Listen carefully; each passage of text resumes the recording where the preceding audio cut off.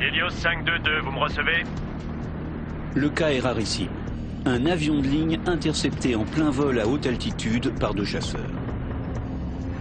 522, vous me recevez? À vous. Des appels répétés qui demeurent sans réponse. Et pourtant, une silhouette semble s'agiter aux commandes. À bord, plus d'une centaine de passagers. Tout le monde pensait à un détournement ou à un acte terroriste. Il y a un individu qui bouge dans le poste. Je répète, il y a une personne. L'appareil semble en parfait état de vol. 522, Et pourtant, vous me recevez? À vous. Voici l'histoire du vol Helios 522. 522, vous me recevez? À vous.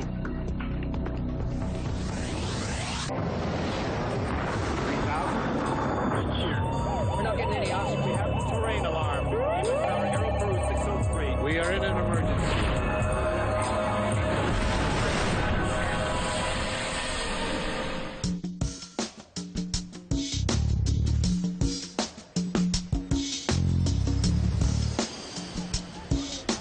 Nous sommes le 14 août 2005 et comme d'habitude, il fait un temps superbe sur l'île de Chypre. L'équipage du vol Helios 522 finit de préparer la cabine avant l'arrivée des passagers à destination d'Athènes. C'est vraiment une belle journée. J'aurais peut-être pas dû venir. Andreas Prodromou a 25 ans. Aujourd'hui, il n'était pas censé travailler, mais il a accepté ce vol pour passer plus de temps avec Caris, sa petite amie, elle aussi hôtesse chez Helios. C'est le genre de journée où j'aimerais bien être en train de piloter. Tu y arriveras, Andreas. Andreas est entré chez Helios comme personnel navigant commercial. Mais son rêve est de quitter un jour la cabine passager pour le poste de pilotage.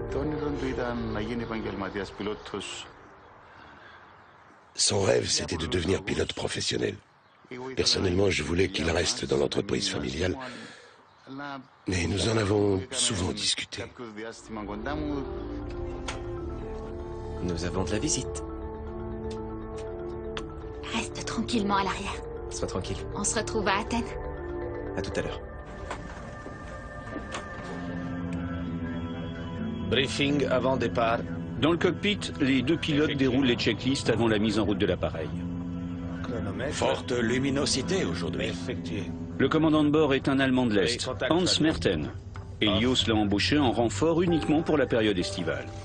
Avez-vous terminé? Pardon? Est-ce que vous avez terminé? Presque. Le copilote, lui, est un chypriote. Pabos Karalambous travaille depuis 5 ans pour la compagnie Helios. Ouvert, jauge carburant, vérifié. Comme avant n'importe quel vol, l'équipage procède à la vérification des différents systèmes de l'appareil. Vérifié. Checklist avant mise en route. La procédure est une pure routine, mais elle est obligatoire et vitale en termes de sécurité. Désolé, pourriez-vous relever votre tablette et redresser votre siège? Merci. Helios est une petite compagnie de charter installée à Chypre. Elle possède 4 avions et dessert notamment Athènes en Grèce. Ce matin, 115 passagers ont embarqué à bord du vol Helios 522. Si vous avez encore besoin d'aide, prévenez-moi, nous allons décoller. Ils pratiquent des prix très bas, mais sans aucun extra. Il n'y a même pas une boisson de service sur les vols courts. Par contre, ils sont intéressants pour les voyageurs à petit budget. Paros et Maria viennent de se fiancer. Ils partent pour quelques jours sur la superbe île grecque de Paros. Ils avaient réservé plus d'1 mois à l'avance. Pour eux, c'était un peu comme leur lune de miel. PNC, prenez vos places, s'il vous plaît. Préparez-vous pour le décollage. Tout à l'heure. Quelques minutes après 9 h du matin, le vol Helios 522 décolle de la piste 04 de l'aéroport de Larnaca.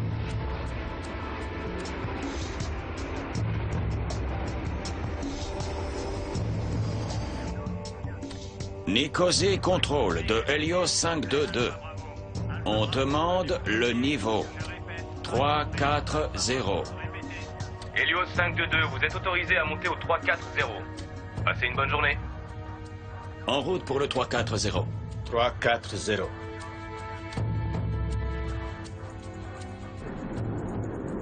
L'avion a décollé depuis 5 minutes et il est encore loin de son altitude de croisière à 11 000 mètres. Quand soudain, une alarme retentit dans le poste. Qu'est-ce que c'est?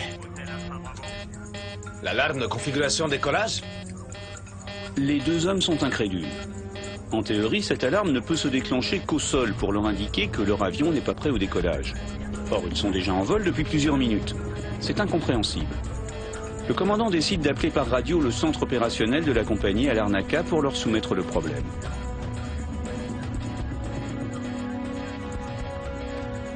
Les opérations, ici le vol 522, info. Vol 522, que puis-je faire pour vous? Notre alarme de configuration décollage s'est déclenchée. Pardon? Notre alarme de configuration décollage s'est déclenchée. Mais au fur et à mesure que l'avion prend de l'altitude, la situation se dégrade. L'alarme principale se déclenche à son tour. Elle indique que certains systèmes de l'avion sont défaillants. Cette fois, c'est sérieux. Nous avons maintenant une alarme principale. Je vais vous passer un ingénieur 522. Une minute.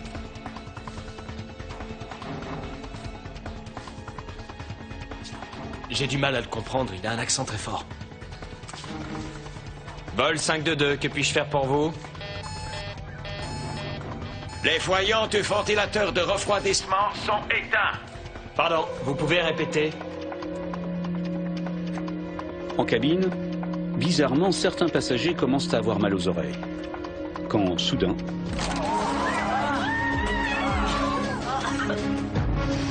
Restez calme.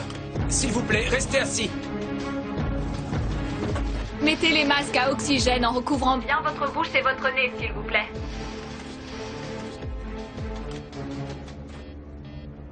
Il fallait appliquer les consignes de sécurité, prendre le masque à oxygène et rester assis. Et tout en restant assis, vous pouviez aider les passagers. Vous deviez le faire. Mais en tant que personnel de cabine, vous ne pouviez pas prendre le risque d'aider un passager à 5 ou 6 rangées de vous.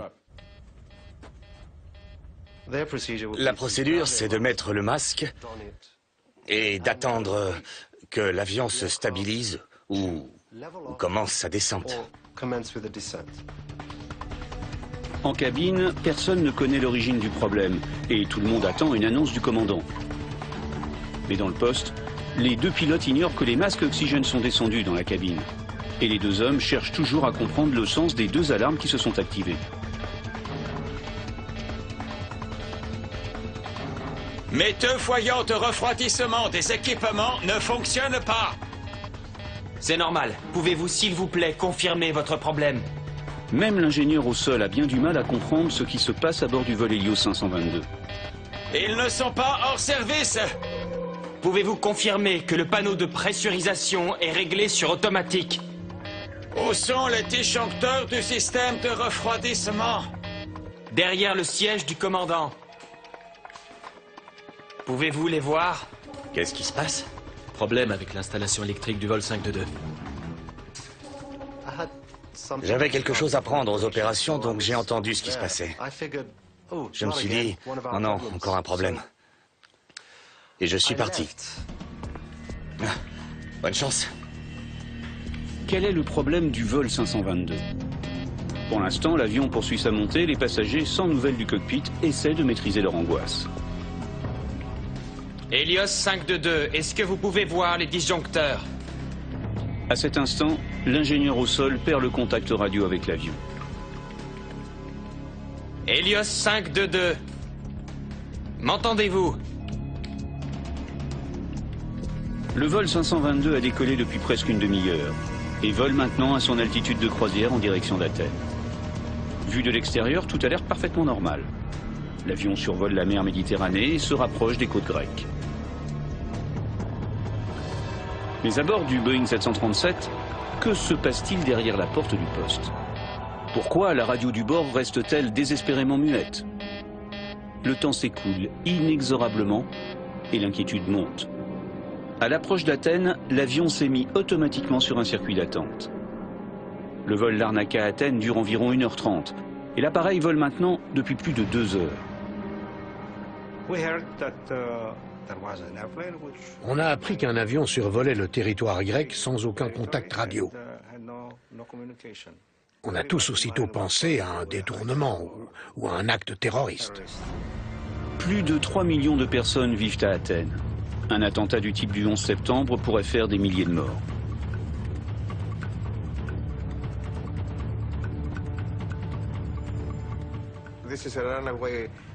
C'était devenu un avion suspect. C'était soit un détournement, soit carrément un acte terroriste. Il a fallu prévenir l'armée. 2 F-16 de l'armée de l'air grecque décollent pour intercepter le vol Hélios 522. Hélios 522, vous me recevez? À vous. Mais les pilotes ne reçoivent aucune réponse. L'un des chasseurs se rapproche au plus près du 737 pour procéder à une inspection visuelle. Et ce qu'il voit est terrifiant. Le copilote est affaissé sur les commandes et la place du commandant est vide. A priori, personne n'est aux commandes de l'avion.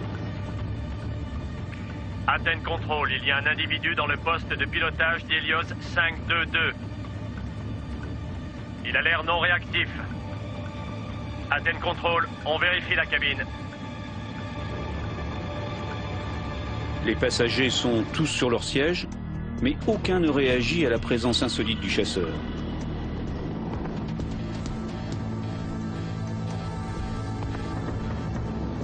C'est alors que soudain, le pilote de chasse distingue une silhouette bougeant dans le cockpit.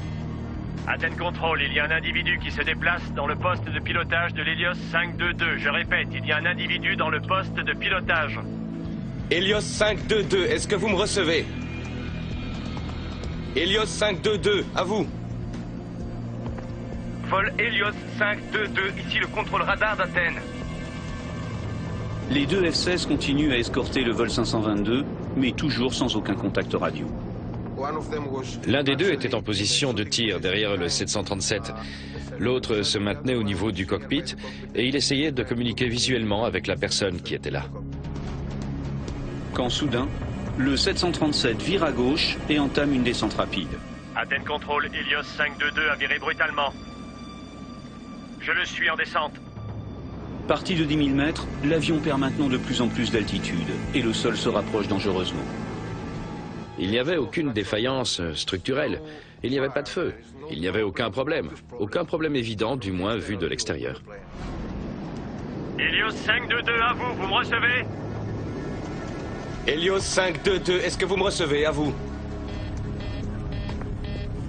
Enfin, alors que l'appareil n'est plus qu'à 2000 mètres du sol, la personne qui s'est installée dans le siège du commandant fait un signe de la main au pilote de chasse. Mais le contact radio n'est pas pour autant rétabli, ni avec les F-16, ni avec le contrôle.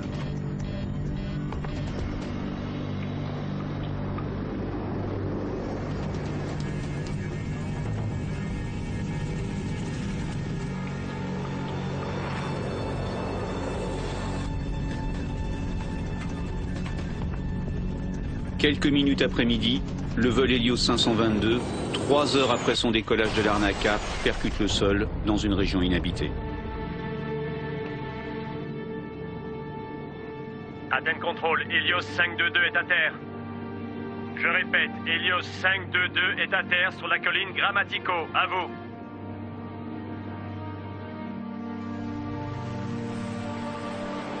Aussitôt, les secours sont envoyés sur place. D'emblée, tout espoir est perdu. Il n'y a aucun survivant.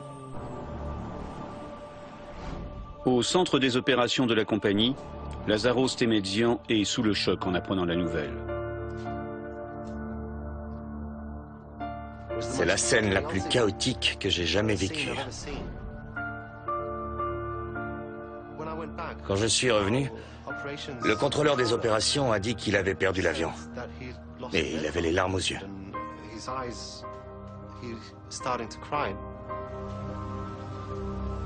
Hélios est une petite entreprise, avec seulement 4 avions.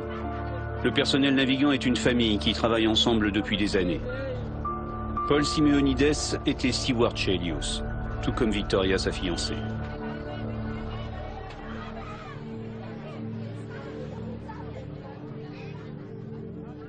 Ça a été les 30 minutes les pires de toute ma vie, parce que Victoria volait ce matin-là à destination de Glasgow. J'ai eu tout le monde au téléphone, ils m'appelaient tous pour savoir si j'étais en vie, si Victoria était en vie, pour savoir ce qui était arrivé et pourquoi. Au début, on s'est dit, il faut 1h30 pour aller en Grèce. Donc ce n'est sûrement pas cet avion-là. Et puis, au bout de 2 ou 3 heures, on a appris que Paros et Maria étaient dans l'avion qui s'était écrasé. Le père d'Andreas Prodromou, lui, ignorait que son fils avait embarqué à bord du vol 522 pour assurer le remplacement d'un collègue. On m'a dit qu'un avion Helios avait disparu du radar et que les contrôleurs aériens avaient perdu le contact. Je me suis tout de suite inquiété. J'ai appelé Andreas.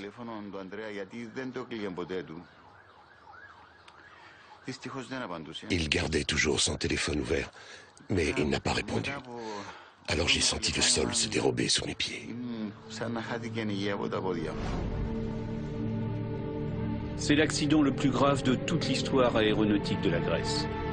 La plupart des 121 victimes sont originaires de Chypre, où 3 jours de deuil national sont décrétés. Reste maintenant à comprendre ce qui s'est passé. Durant les 2 dernières heures du vol, les contrôleurs aériens ont perdu tout contact radio avec l'avion qui se rapprochait d'Athènes. Ils n'ont donc aucune information. D'emblée, les enquêteurs espèrent en apprendre plus en se rendant sur le lieu du crash.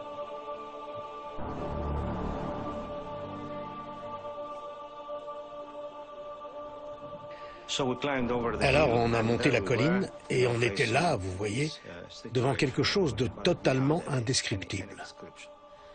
J'ai vu un grand espace qui brûlait. C'était noir, ça brûlait. Il y avait des gens éparpillés, des morceaux d'avion.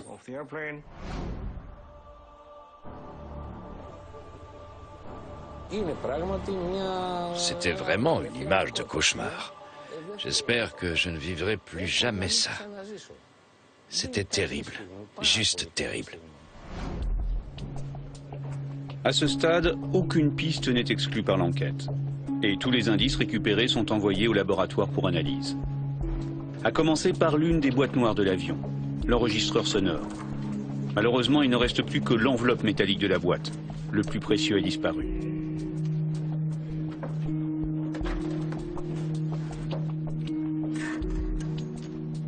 C'était difficile pour nous parce qu'on a d'abord trouvé la boîte de l'enregistreur vocal, qui était très endommagée. Mais on n'a pas pu trouver vous savez, l'enregistreur lui-même. Et sans enregistreur, impossible de connaître les échanges entre les 2 pilotes durant le vol. On continue à chercher. Espérons qu'on va le trouver.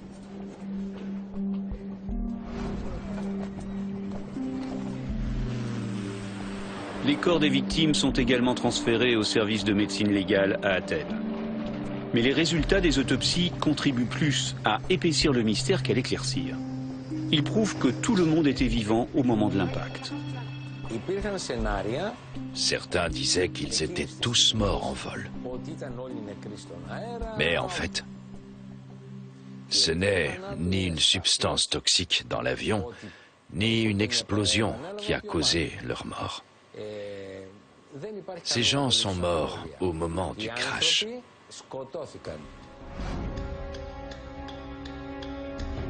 Mais si les passagers étaient vivants, pourquoi aucun d'entre eux ne s'est manifesté durant les longues minutes où les chasseurs grecs ont volé à quelques mètres du 737?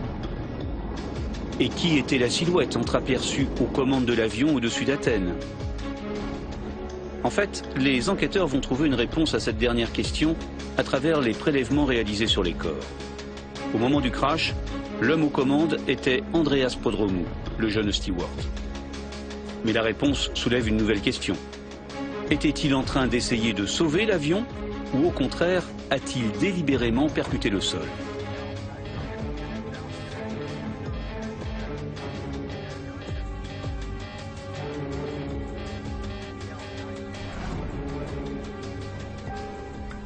Les recherches se poursuivent et permettent, après plusieurs jours, de retrouver la partie manquante de la boîte noire, l'enregistreur de son. Et son écoute élimine d'emblée une des principales hypothèses. Mayday. Il ne s'agissait pas d'un acte terroriste. Vol 5. Le jeune steward essayait simplement d'appeler à l'aide. Mayday. À 5 reprises, il lance un Mayday, le SOS en aéronautique. Mais aucun n'a été reçu par les contrôleurs aériens, probablement parce qu'ils n'étaient plus sur la bonne fréquence. Dès que j'ai appris qu'ils avaient vu quelqu'un dans le cockpit, j'ai su que c'était Andreas. Il n'était pas un lâche. Il s'y connaissait en avion. Et il était capable d'agir. Car Andreas Prodromou, sans être pilote de ligne, avait déjà sa licence de pilote professionnel. Son rêve était de devenir un jour commandant de bord. C'est le genre de journée où j'aimerais bien être en train de piloter. Tu y arriveras, Andreas. Mais malgré son expérience de pilote, il ne peut plus sauver l'avion au moment où il entre dans le poste. À cet instant, l'appareil est en l'air depuis 3 heures. Lorsqu'à un moment, le 737 semble partir vers la gauche, en fait, c'est son moteur gauche qui s'éteint, faute de carburant. Car la première cause du crash est là. L'avion est tout bêtement tombé en panne sèche.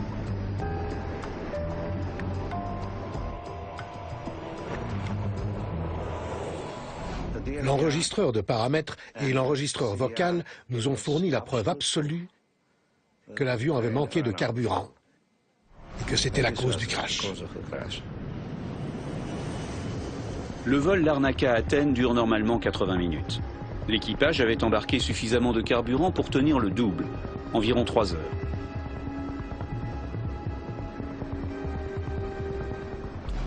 Akrivos Sotzolakis sait maintenant qui était dans le cockpit du 737 et pourquoi il s'est écrasé. Mais ceci n'explique que la fin de l'histoire, pas le début. Quel fut le problème initial? Pourquoi l'avion a-t-il volé durant 3 heures? L'historique technique de l'appareil est passé au crible. Et il révèle des choses très intéressantes. Moins d'1 an avant l'accident, ce même appareil avait subi, en croisière à 10 000 mètres, une avarie grave, une décompression rapide. Lazaros Temedzian était steward sur ce vol.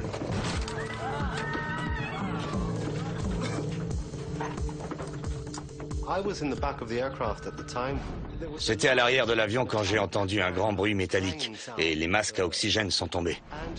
Ensuite, j'ai eu du mal à marcher et à respirer.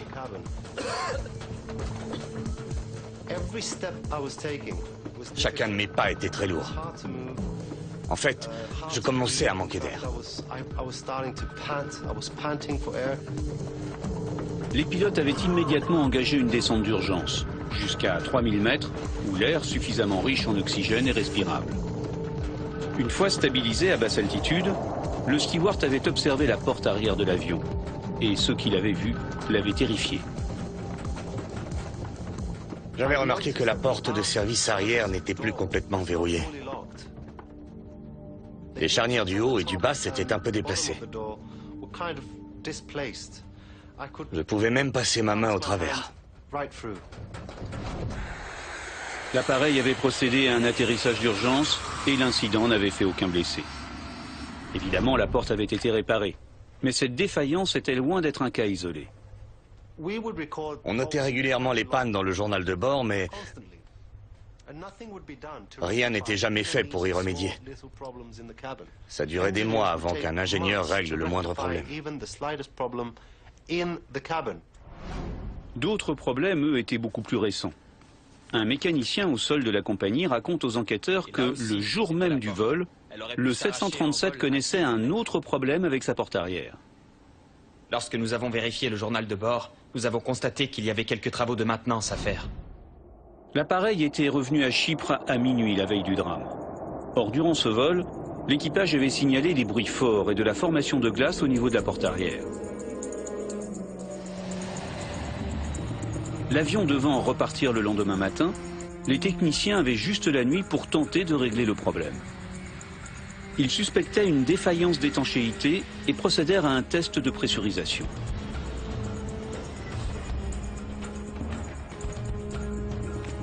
Durant le vol à haute altitude, afin de renouveler l'atmosphère, les moteurs envoient de l'air pressurisé dans la cabine. Pour assurer une bonne circulation, de petites vannes sont situées à l'arrière de l'appareil pour évacuer l'air pollué. Un avion pressurisé, c'est un peu comme une canette de boisson gazeuse. On pressurise l'avion pour que les gens puissent respirer normalement, quel que soit l'environnement dans lequel l'appareil se trouve. Contrôle pressurisation, passage du mode automatique à manuel. Pour réaliser leur test, les mécaniciens ont démarré l'APU, un petit moteur auxiliaire utilisé au sol. Avec l'énergie fournie, ils ont ensuite pressurisé la cabine durant plusieurs minutes. C'est comme chercher une fuite dans un pneu. Il faut pressuriser l'air de l'appareil et utiliser un baromètre. Essentiellement pour surveiller la pression et détecter les fuites éventuelles. Mais le test fut négatif. A priori, la porte arrière n'affichait aucune faiblesse. Dans ce cas, ils ont estimé que tout allait bien et ils ont terminé l'inspection. Globalement, l'avion semblait plutôt en bon état. Et après avoir procédé à quelques vérifications complémentaires, les techniciens de maintenance signèrent le livret technique avant sa remise en ligne. Pour les enquêteurs, le mystère demeure entier. Les techniciens n'ont rien détecté avant le vol et clairement, il ne s'agit pas d'une décompression explosive. À haute altitude, une telle décompression aurait forcément entraîné des dégâts importants sur la structure de l'avion. Or, les deux F-16 n'ont rien constaté d'anormal.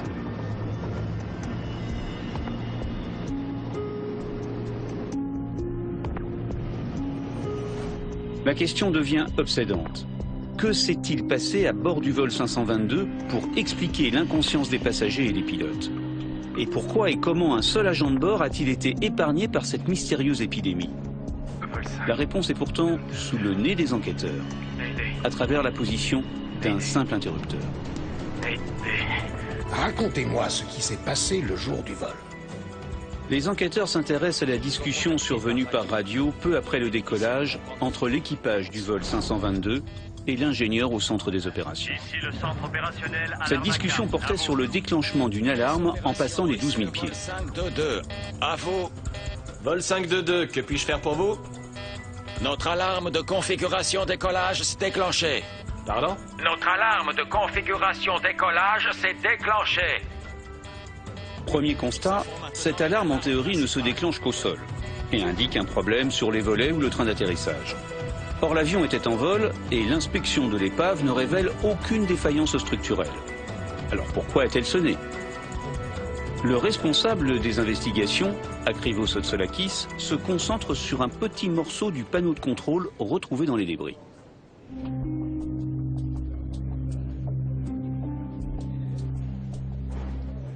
Vous êtes sûr qu'il a été trouvé tel quel? Que rien n'a été déplacé? Nous avons eu de la chance. Trouver ce panneau avec le bouton en position manuelle, c'était primordial. Vol 522. Le panneau P5 permet de contrôler la pressurisation de l'appareil. Généralement, cette pressurisation se fait en mode automatique. Lorsque l'avion monte ou descend, le système adapte la pression interne du fuselage pour offrir le meilleur confort physique aux passagers. Par contre, si la pressurisation est placée en mode manuel, c'est au pilote de régler le niveau de pression de la cabine en fonction de l'altitude de l'avion. Expliquez encore comment vous avez testé la pressurisation. Je suis allé dans le cockpit. J'ai mis le bouton de pressurisation en mode manuel. L'enquêteur sent qu'il touche au but. Pour effectuer leur test de pressurisation la nuit précédant le vol, le technicien de maintenance reconnaît avoir placé le système en manuel. C'était indispensable pour vérifier les joints d'étanchéité de la porte arrière. Le problème, c'est qu'une fois le test terminé, personne n'a remis le système de pressurisation en mode automatique.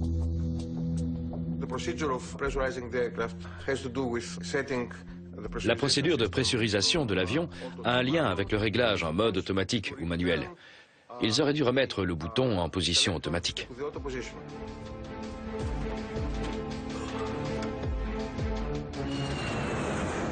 Lorsque quelques heures plus tard, l'équipage du vol 522 s'est installé dans le poste, la pressurisation était donc toujours en manuel. Effectué. Forte luminosité aujourd'hui. Avez-vous terminé? Pardon? Et personne, ni le commandant, ni le copilote ne l'ont remarqué. Conséquence directe, après le décollage, la cabine n'étant pas pressurisée, plus l'avion montait, plus l'oxygène se raréfiait dans l'atmosphère. Un danger invisible, inodore, mais mortel. Vous êtes sûr qu'il a été trouvé tel quel? Que rien n'a été déplacé? Akrivos Sotzolakis est certain d'avoir découvert la vérité. C'est le seul scénario susceptible d'expliquer l'enchaînement des faits qui ont suivi. Et pour prouver sa théorie, il engage les grands moyens. 4 mois après l'accident, il procède à une reconstitution grandeur nature. Avec un autre Boeing 737 de la même compagnie, Helios, il veut refaire dans les mêmes conditions le trajet du vol 522. S'il a raison, les mêmes causes vont forcément reproduire les mêmes conséquences. Est-ce que nous sommes prêts? Quand il y a un accident compliqué comme cela, je pense qu'on devrait effectuer une reconstitution. Bien sûr, c'est cher de faire voler un avion de ligne pendant 3 ou 4 heures, mais cela vaut la peine si vous revenez avec des résultats utiles à l'enquête.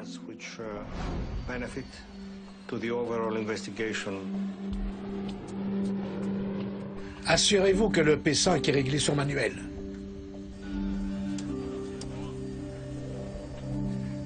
Ah, c'est difficile à voir. Volontairement, cette fois, les pilotes passent la pressurisation en mode manuel. Un voyant vert indique qu'il n'est plus en automatique. Mais avec la forte luminosité d'un début de journée, le voyant est difficilement visible en contre-jour. L'avion prenant de l'altitude, le niveau d'oxygène baisse rapidement en cabine. Et comme sur le vol 522, une alarme se déclenche.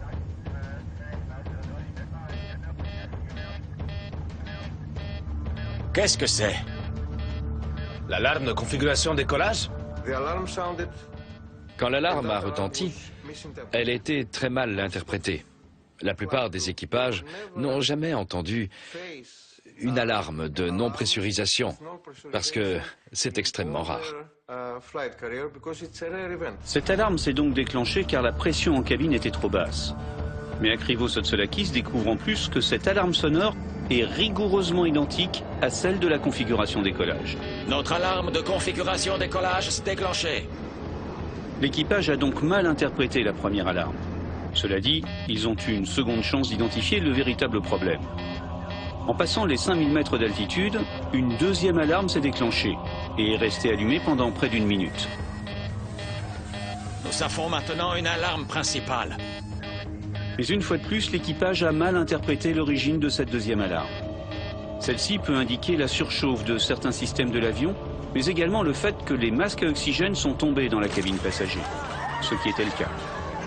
Mais comme les deux pilotes n'avaient pas conscience d'avoir un problème de pressurisation, ils se sont concentrés sur les systèmes de refroidissement de l'avion.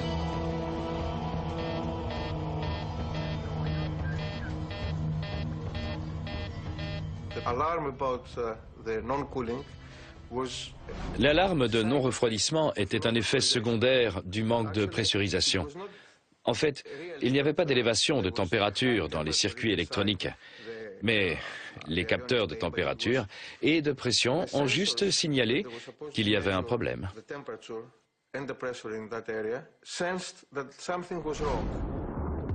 À bord du vol de reconstitution, les enquêteurs surveillent les instruments et enregistrent les mêmes événements que ceux survenus sur le vol 522. Et eux aussi commencent à ressentir les effets du manque d'oxygène.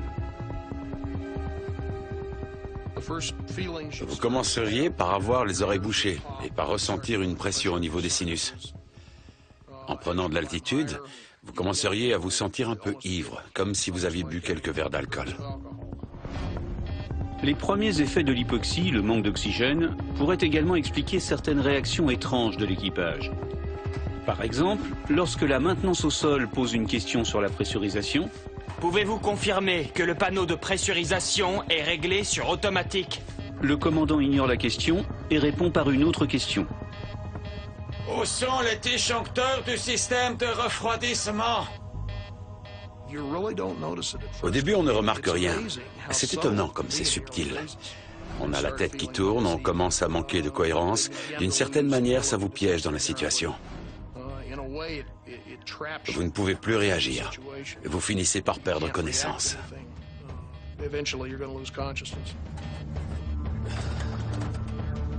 Akrivos Sotsodakis pense que le commandant a dû se lever pour aller vérifier les disjoncteurs électriques situés derrière son siège avant de s'évanouir presque simultanément avec le copilote.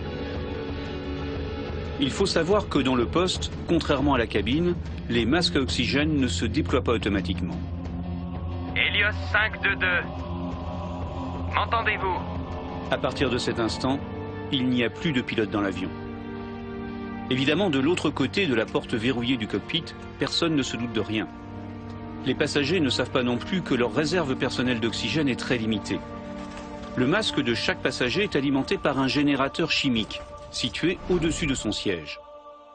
Mais ces générateurs individuels sont conçus pour fonctionner une douzaine de minutes.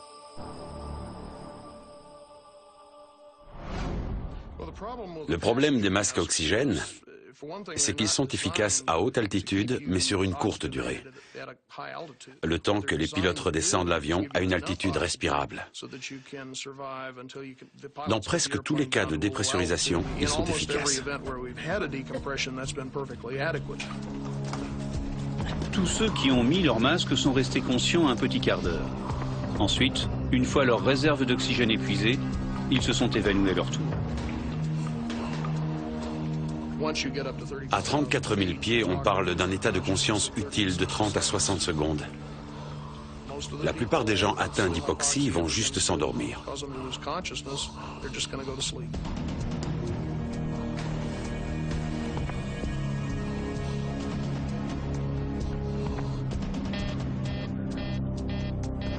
Sans équipage et en pilotage automatique, le vol 522 a poursuivi sa route jusqu'à Athènes, où l'avion avait été programmé pour se mettre en circuit d'attente au-dessus de l'aéroport.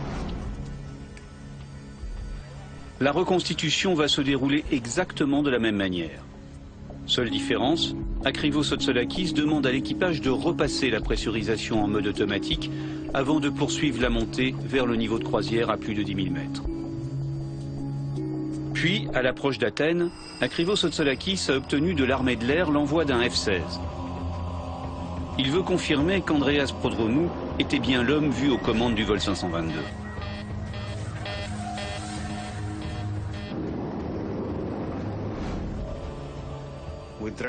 Un de nos hommes a revêtu l'uniforme du personnel de bord. Il est entré dans le cockpit et s'est assis à la place du commandant. Le F-16 a confirmé que c'était exactement ce qu'il avait vu. La reconstitution permet aussi de répondre à d'autres questions restées en suspens. Par exemple, quels étaient les bruits étranges entendus sur l'enregistrement des sons du cockpit? Akrivos Sotsodakis s'aperçoit que ces bruits sont en fait ceux du clavier électronique que Prodromou a utilisé pour déverrouiller la porte.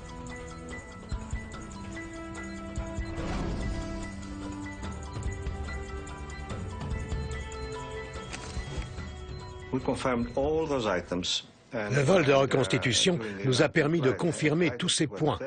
Il a été très utile. Il a permis de répondre à beaucoup d'interrogations. Ok, on redescend. Pour le chef enquêteur, le vol de reconstitution se révèle convaincant et sa conviction est faite. Le crash du vol 522 n'est pas dû à une défaillance majeure, mais à une série de petites erreurs qui, bout à bout, ont mené à la plus grande catastrophe aérienne du pays. 15 mois après l'accident, les autorités grecques publient le rapport officiel sur le vol Helios 522. Il est très complet, même s'il ne répond pas à toutes les questions. Par exemple, que s'est-il passé en cabine durant les 2 dernières heures? Et surtout, pourquoi et comment Andreas Prodromou a-t-il pu rester conscient jusqu'à la fin? De longues discussions avec les instructeurs et les membres d'équipage de la compagnie Helios permettent d'imaginer une hypothèse. Mayday. Mayday.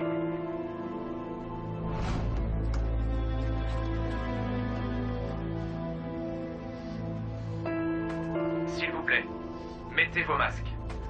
Nous ne savons pas vraiment quel est le problème, mais restez calme et restez assis. Andreas Prodromou était assis à l'arrière de la cabine. Lorsque les masques sont tombés, il a dû attendre, conformément aux procédures, les instructions du poste de pilotage.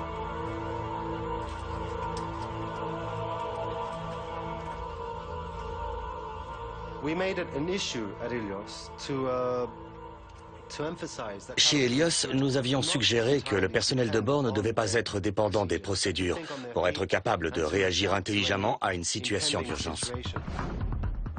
En cas de dépressurisation, généralement l'avion se met en descente rapide. Mais dans le cas du vol 522, il a poursuivi sa montée. Andreas Prodromou a probablement dû chercher alors à contacter le poste. Commandant ? Commandant Merten ? Évidemment, personne n'a pu lui répondre. Pouvez-vous nous donner une situation, s'il vous plaît ? Andreas, qui était aussi un pilote, a probablement compris qu'il se passait alors quelque chose de très anormal. Comme il n'y a pas eu de retour du cockpit et que l'avion n'avait pas entamé une descente d'urgence, il n'y avait plus de protocole. Ils ont probablement improvisé. Pour tenter de comprendre la situation, la seule alternative du steward était alors de traverser tout l'avion et de rejoindre le poste. La quantité d'oxygène disponible sur un 737 est contenue dans les masques. 10% des masques sont réservés à l'équipage en cas de dépressurisation. Il y a des masques supplémentaires à chaque rangée. Utilisant les masques supplémentaires des passagers, il a pu traverser la cabine étape par étape, en adoptant ce que le personnel de bord appelle un cheminement en balancement de singe. De plus, même si les autres passagers avaient déjà épuisé leur réserve d'oxygène et basculé dans l'inconscience, Andreas Prodromou, lui, a pu offrir une meilleure résistance à l'hypoxie. L'homme, en effet, était adepte de plongée sous-marine et ancien soldat des forces spéciales chypriotes. Bref, il était en parfaite condition physique. Andreas n'était pas peureux. Il était courageux, intrépide, et il avait du sang-froid. Mais les masques à oxygène des passagers n'ont pas pu lui permettre de survivre durant plus de 2 heures à 10 000 mètres d'altitude. En fait, le 737 était équipé de 4 bouteilles d'oxygène portatives, chacune avec une autonomie d'1 heure. Les 4 bouteilles ont été retrouvées parmi les débris, et 3 d'entre elles, visiblement, avaient été utilisées. Lorsque le pilote du F-16 a vu le steward entrer dans le poste juste avant le crash, ce n'était peut-être pas la première fois qu'Andreas faisait une incursion dans le cockpit. Il connaissait le code de sécurité pour déverrouiller la porte, et il a pu l'utiliser bien plus tôt.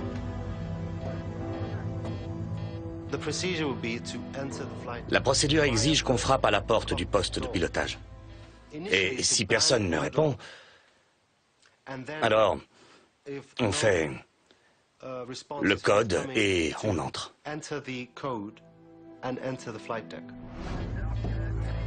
Des prélèvements ont permis d'identifier de l'ADN du copilote sur un des masques à oxygène du poste. Il est probable qu'Andreas l'ait utilisé pour tenter de réanimer le copilote. Vous pouvez réanimer quelqu'un même après une période assez longue, à condition d'intervenir avant que le cerveau n'ait subi des dommages importants. Mais c'est très variable. Ça dépend de la personne et du temps d'exposition à la haute altitude.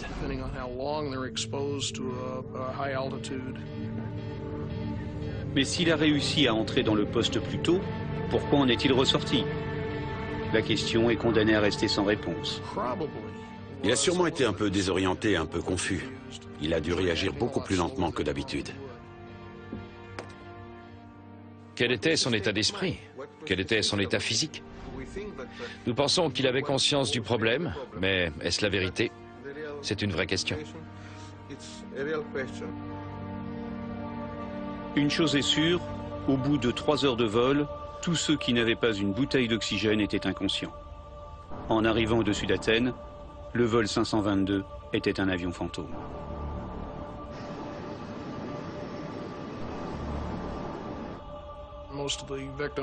La plupart des victimes devaient être vivantes au moment du crash, mais elles étaient très certainement dans un coma irréversible. Seule consolation, l'hypoxie n'est pas douloureuse, puisqu'elle ressemble dans un premier temps à un sommeil profond. Il est sûr en revanche que pour Andreas, qui lui est resté conscient, la situation a dû virer au cauchemar. Il savait que son oxygène était limité. Et sans doute l'arrivée des chasseurs lui a-t-elle redonné espoir. En tout cas, jusqu'au bout, il s'est battu pour tenter de sauver l'avion et ses passagers. Est-ce que vous me recevez?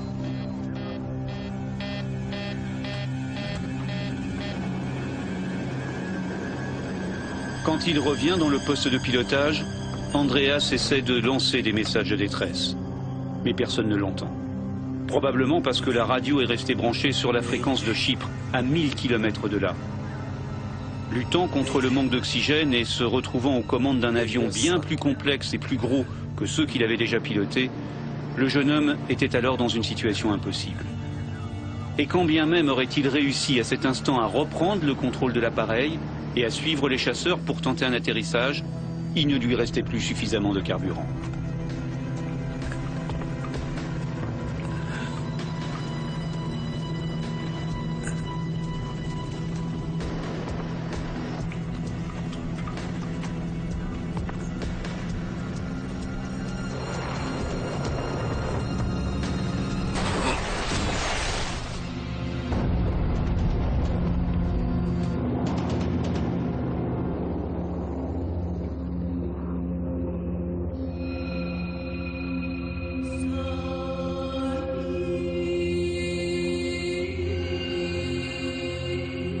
La photo d'Andreas et de Karis, sa petite amie, figure sur leurs deux tombes, installées côte à côte dans un petit cimetière chypriote. Σαν πατέρας πως θυμούμαι το γιο μου. Σαν πατέρας, ο γιος μου είναι πάντα μπροστά μου.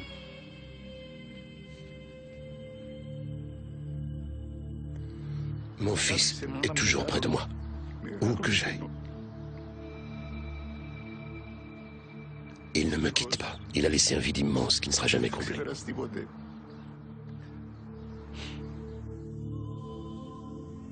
Sur la colline au nord d'Athènes, là où le vol 522 s'est écrasé, il y a aussi de nombreuses photos en souvenir des victimes.